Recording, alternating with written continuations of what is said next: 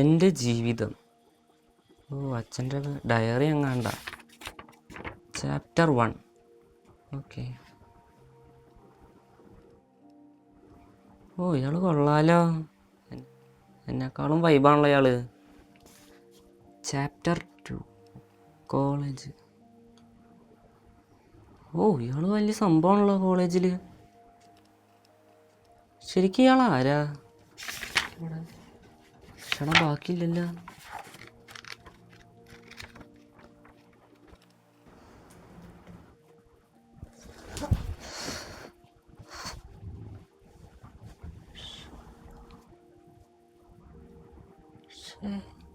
ഇയാളെങ്ങനെ ഇപ്പം അച്ഛനായേ?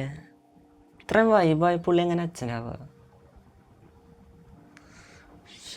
ബാക്കി എന്താ സംഭവിക്കുക? എന്തായാലും ബാക്കി അറിയണം.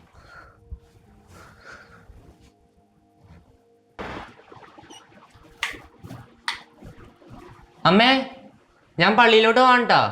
എടാ നീ പള്ളിയിലോട്ടോ? കാക്കമല ഒന്ന് പറക്കൂലോ.